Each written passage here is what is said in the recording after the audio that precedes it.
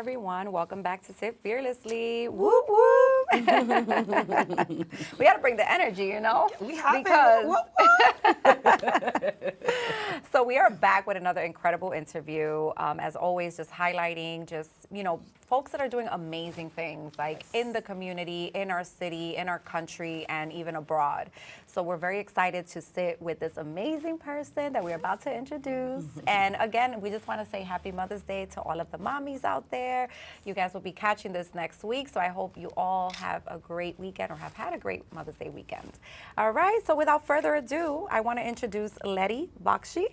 Yes, she is a powerhouse, okay? Master coach. She will help you transform your passions into a fully functioning, successful business. So I cannot wait to dive into this conversation. Yes.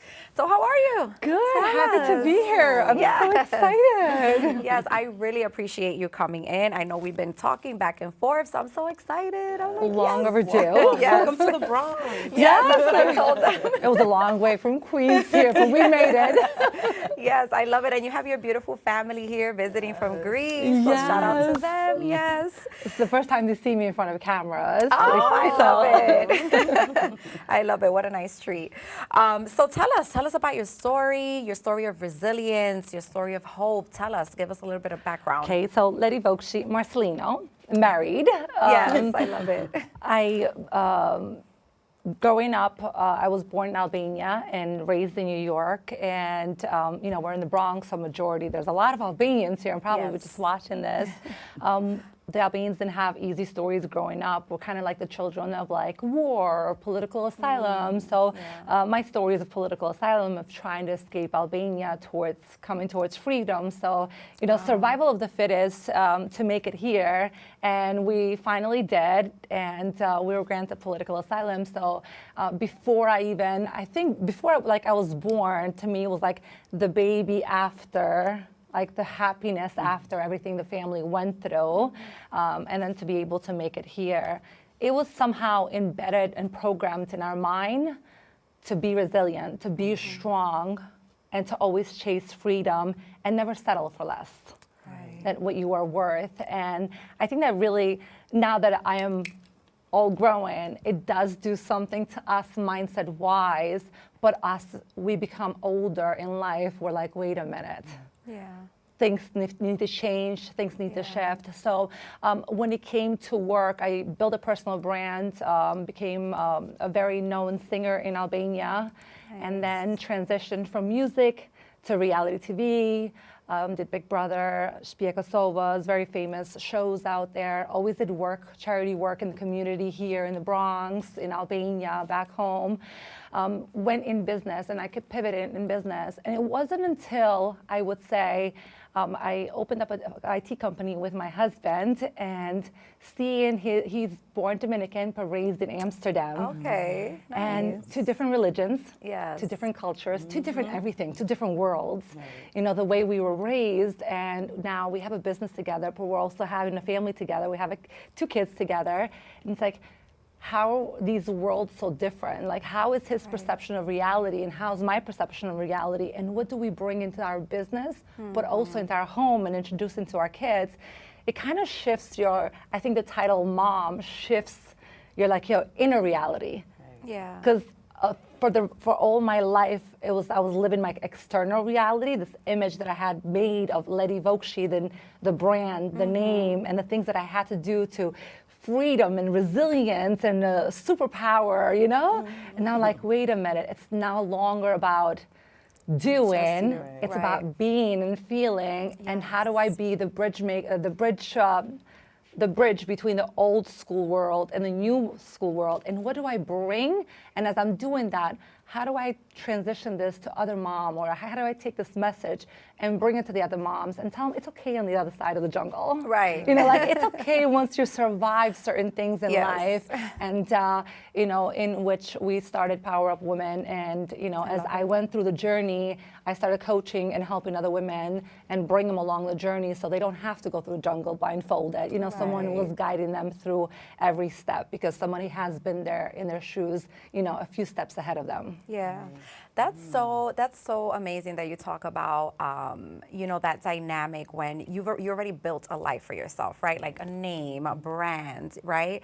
And then you get married and you enter into a relationship where it's a different culture, and then now you have children, so now you're also a mom.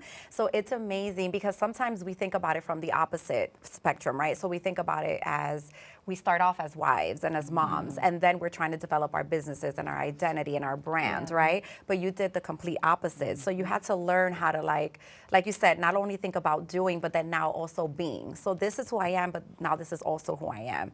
And then going into like different culture, like it fascinates me. Everyone who is dating outside of their culture, right? Like I am too. So it's like you learn so many things from the other person and your mind becomes more open too. Yeah. So I think that also helps with your business and life experience. It helps so much. Because once you're in your comfort zone, of everything the same culture, you know, like you eat, live, and breathe. Sometimes you tap into other cultures, and I'm a people person, so I'm always around other cultures. Yeah. But now having that nonstop at home, sometimes we go tap into it, like eat the food, dance the music. I've been dancing like bachata since I was 16 years old. Like, I dance better than my husband. We're gonna bring you to a Dominican spot. So it's like, but now you're living it. Now it's part of your life. You don't just tap into it when you want to. It's like you have it and you deal with it. Like how do you implement it? When and where do you implement it? Exactly. Yeah. So you mentioned you work with a lot of women, which I love. We're all about women empowerment here. Everything to uplift and empower our women, we are all about. So how has everything you've been through, the cultural differences, all the TV work you've done, everything you went through in your country, how has that influenced your voice as a leader and an entrepreneur? I think when pandemic happened, I think for a lot of women, pandemic was like, that aha moment. Yes. That pivot moment. Yes. I had just a year and a half, 2 years prior to pandemic, I had just transitioned like overnight, becoming a wife. Find out I'm going to become a mom. Like, like we're in a relationship, we're going to have a baby, we're going to start a business. Kind of like an agreement. We sit down and it's like, hey, what do we do with our life? X, Y, and Z, and we're going to follow these steps. Like a business plan. Like we treat our family like you treat a business. Like you need SOPs that you need to navigate, the strategies that you need in there. You need to make appointments with your spouse. Exactly.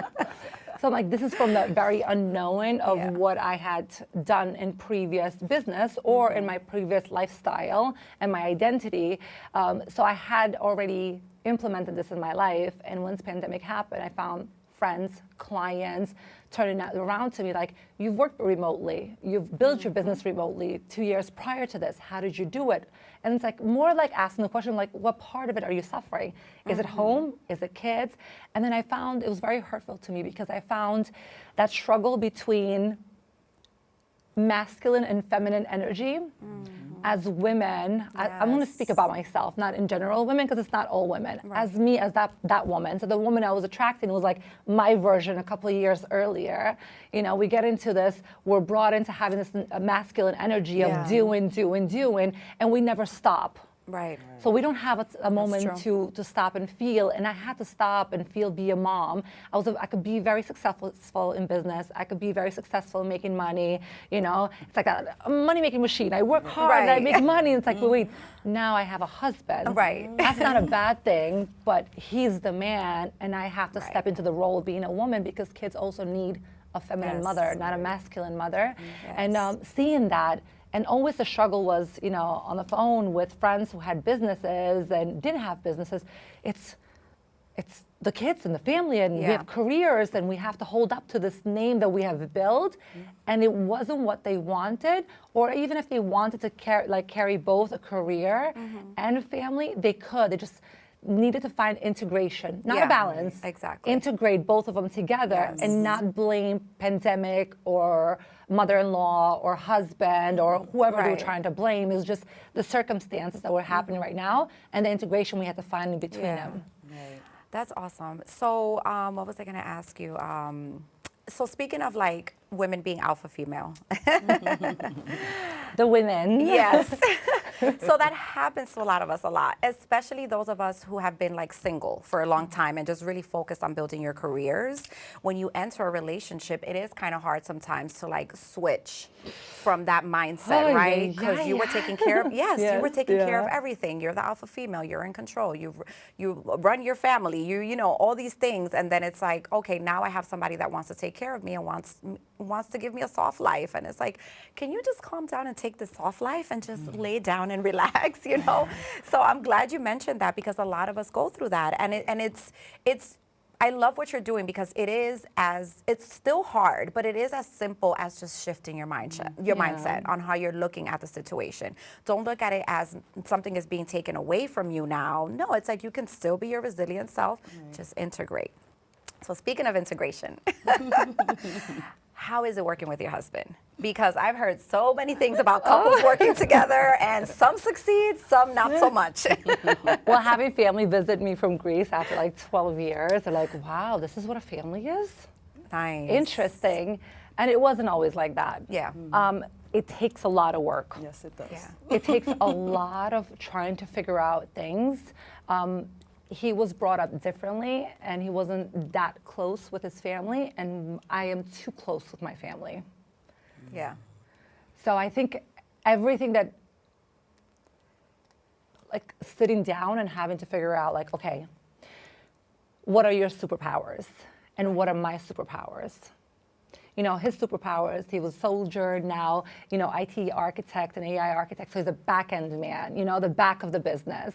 I am the face of it. So it's the same thing in the household. I am the CEO of the house. I have to run it. He has to follow it, you know, because the kids need mom. The kitchen needs mom. Can he do it? Yes, he could do it. Yeah. So it's like, what are the things that I am good at that I could own? And if I'm not there, then he could replace me. Right. But I own it. That's my task. Right. Doesn't mean he can't do it. It's my task, my Yes. responsibility. Just like at work. At work, you have a position. If you call out sick, somebody could do your job. Right. But it's your position, it's your desk, it's your place. Exactly. So we had to find certain things to start running our household just the way we were running business. Like, hey, don't butt it here. Like the marketing aspect, the sales aspect, it's mine. I love the people. It's like, I don't love the people, have it. Right. So we don't have to fight. And the Right. second, you know, he could step into that, it's like, hey, boundaries. This is my role here. Yes. And then it's not easy breezy. Right. But it does come with having to sit down. It's like, this is how I understand. Yeah. This is my perception. How were you raised? So how do you take it? Yes, I love it, because I like that you said find where your superpowers are. Because we're so conditioned from our culture to think that, oh, a woman is at home, she should be the one in the kitchen. She should be the one doing this, doing that. But what if the man is the cook? What if the man can cook better than you? Then that's his superpower. So he'll take care of the cooking and you'll take care of everything else that is your superpower.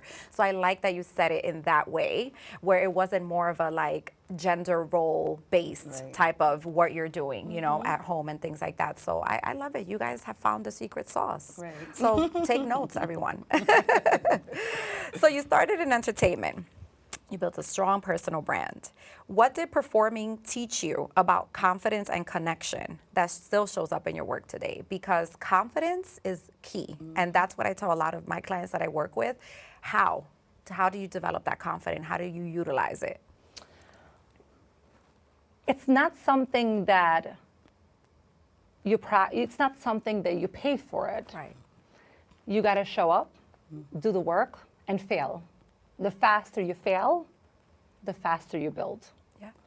If you're waiting too long, you're never going to be confident to show up on social media. You're never going to be confident to get on TV. Right. But the worse you look, I mean, if you go and look at the first music videos that I did, they're still there, like YouTube, Right. 2009, you know.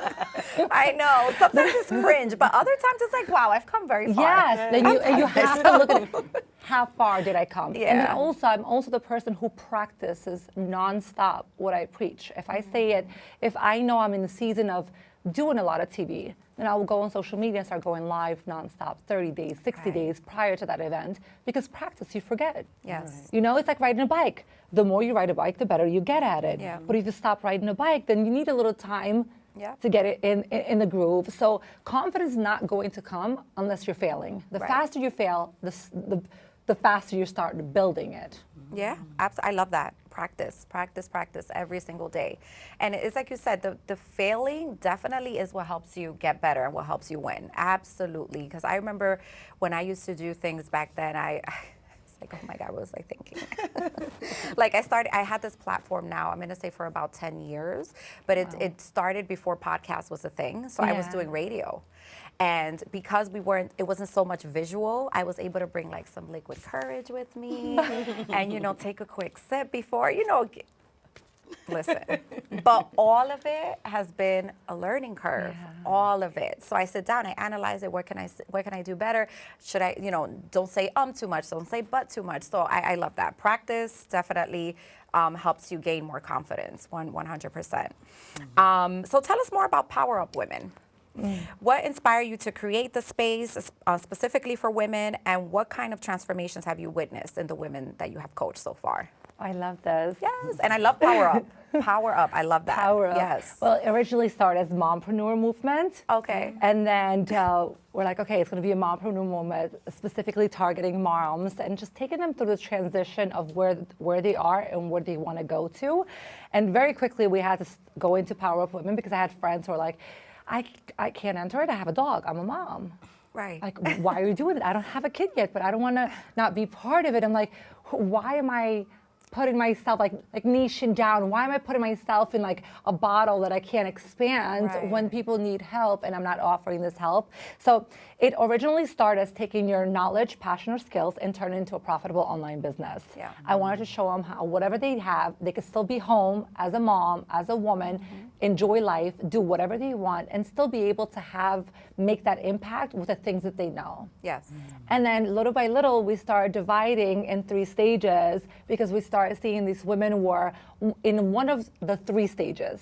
They were either missing the mindset, so they needed a lot of time from like, some of them were like corporate world into entrepreneurship or entrepreneur into like the different kind of entrepreneurship from like a physical business owner to like online business owner.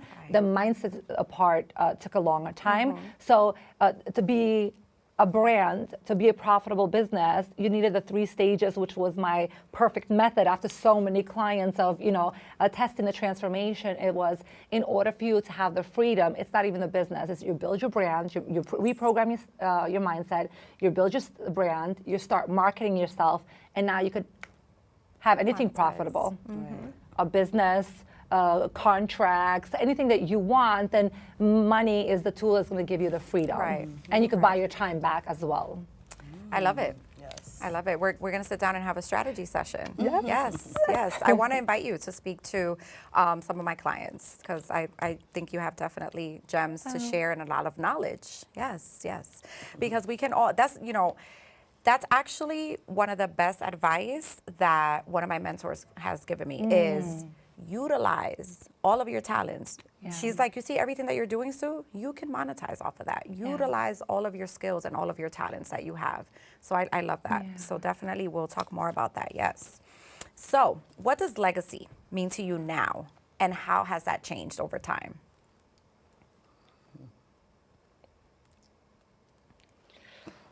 Ooh, that is so Are we still on camera?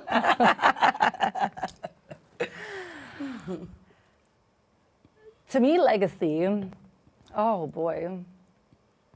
I shouldn't not use that word. You could have just found another word. Could have just used Yes, however you want to. I'm gonna roll up the sleeves now. Listen, own it. It's all yours. However you want to, whatever direction you want to take, yes. If you would have told me what legacy would have meant to me a year ago, I would have said to you, legacy means that if I'm able to travel and be where my parents are, if they're sick, if they need money, be there for them, be at the hospital, I would have been the happiest person in the world. That would have been my freedom. That would have been my legacy, that this is the daughter that they raised, and that's how I would love to raise my kids. A year ago, my father passed away, and I learned a lot of lessons from him and from his pain and his suffering. Him and my mom suffered a lot. And the more I talked to him when he was sick and he had Alzheimer's before the last 3 years. So it was like the good days and the bad days. And the more I talk to him, the more I'm like, I need to change and break that cycle, that generational cycle, because that was what would make him happy. Right. That was how I could fill his cup and pay him back for doing what he had to do for me to have this life. But to me today, I think right now, you saying that word legacy to me, it would just be that as long as that I could change anything that doesn't serve to my kids, if I could fix any pain, any trauma, any hurt I have inside of me that I don't transfer into my kids, that they don't have to do that work because I could do it for them now, and to break that, that would make me happy. That would be my legacy, that I did all the work so they don't have to pay for what I had to go through or my family had to go through. I love it. That made me emotional. Thank you for getting so real and raw and candid with us with your response. And I love that your response was more of a personal one rather than, you know, a legacy for the public, right? It was more a personal one. I really love that. And I know that, you know, you're a lot about women empowerment, motherhood, supporting moms, running their businesses from home. Thank you. Just thank you for sharing that. That was really nice. So breaking generational curses. Yeah. What were some of those cycles for you? And how are you creating new ones? And like you just mentioned, now for your children. Money mindset. That poverty mindset of not having enough to go. Or, you know, the money is bad, or, you know, not being able to keep it. Always, to me, it was always having to give it to someone else and save someone else. Not really looking at it as a tool, like as a need. That would be one. The reprogramming of the mindset that we could be free, we could own our time, we could still be us. And the most important out of all that, I think, would be more of being more in my feminine and surrender into masculine, and being able to have my husband as a husband, you know, the man, the masculine, and knowing that the power comes from a woman, you know, because once I realized that the woman is a solution, but the woman is the problem. So I think knowing that I don't have to be strong physically, I am still strong being soft. Right. Then that, I have 2 boys, so then I know my 2 boys will find a woman like their mom, but being too much in my masculine, being too much of the hustler, the go-getter, you know, that kind of culture that we were raised in New York, I wouldn't want my children to find a woman like that, you know, too much power. When I think of power, like a queen has power, you know, but she's not out there fighting. Right. You know, it's her husband fighting, but she's holding the throne because the power, manifesting, the energy, everything comes through a woman. Yes. So once a woman really understands her power, and me being able to understand that power, and also educating my 2 little boys, they will find a powerful woman, but in her feminine instead of in the masculine. I love that. I love that. I love that response. We don't have much time left. We have about 3 minutes, but you often speak to women who feel stuck between surviving and dreaming big. What's your advice to the woman who's ready to start but scared to take that leap? Fail. Fail. Yeah. Fail. It's not the first business. The first business is not going to succeed. The second business is not going to succeed.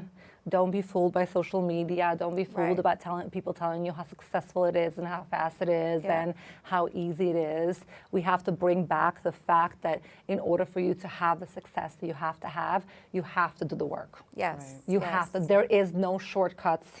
But the shortcut is, the only shortcut that is, if someone around, and this is very important, if someone, a coach, a mentor, a family member around you has been through that route, why would you want to do it blindfolded at no? Exactly. I would not go from Queens to New Jersey without my GPS. Right. ask someone, pay someone. I think once I unlock that, it's like, how much do you cost? Just show me. Show me the way. Let me do that. I think that is so important. Just whoever has, not the lifestyle, the luxury lifestyle, whoever has done something that you want, go ask them, sit down with them and say, you know what? I want you to teach me. I want you to show me the way. Yeah. And I want to get it done. They will help you. It won't be fast, but at least they know the way so you won't fail as many times. Yeah. Yeah, I love that. Ask the questions. Like it's important to utilize, like you said, those people that are around you, or hire someone. Ask those questions because it's not easy. It may seem like it is. It may seem like it's simple steps to just do this and use social media, and it's like it takes a whole everything to operate this. No champion has ever said, "I don't want to coach anymore. I'm a champion." Yes. Have you ever heard a champion say, "I don't need my coach anymore"? No, it takes an army to operate the machine, and I love that you keep mentioning the losses, you know, like make the mistakes, because that's what the lessons are too. If there's something that you weren't doing right, you're going to learn in that mistake, and next time you're going to do it the right way. You will see the patterns. They will show up. Exactly. In relationships, in business, in life. Pay attention. Pay attention to the patterns. Pay attention, yes. And definitely get a mentor. Definitely get a coach, get a mentor. I think that's important. Call Ledi. Yes. She's available. She will help transform your life. We're like here promoting one another. Yes. Thank you. But yes. So we have about 1 minute left, less than a minute. Share with us what's next. What are you working on? Where people can follow you? All of that good stuff. Okay, they can follow me on social media at Ledi Vokshi or at PowerUP Women. Right now, what I'm working on is integrating ways how we can implement actually AI into our life and our business to save even more time. Yes, I love that. I'll be signing up for that class. I need AI to do everything for me. I need 5 different AI. Yeah, it's like how do we utilize it? So it's like that mindset of like we're going to lose our jobs, we're going to lose things to AI. It's like no. How do we take advantage of it so we could have more time to be with our family, enjoy life, and then delegate the tasks that we have to have the knowledge that AI could do it for us. And the faster, I feel like I say this like the train has left the station. You know, where are you going to catch it? Where are you going to hop on? You know, because the station already left, and unless we learn other ways how to implement it in our life, in our business, and buy back our time, the easier life gets. 1,000%. Say that again. No, I'm kidding. But it's the truth. Like it'll take away from so many things we're already doing. But thank you so much, Ledi, for sitting with us. Thank you for having me. This was such a great conversation, and you know, I love it. I'll support you. We'll have our conversation and we will build.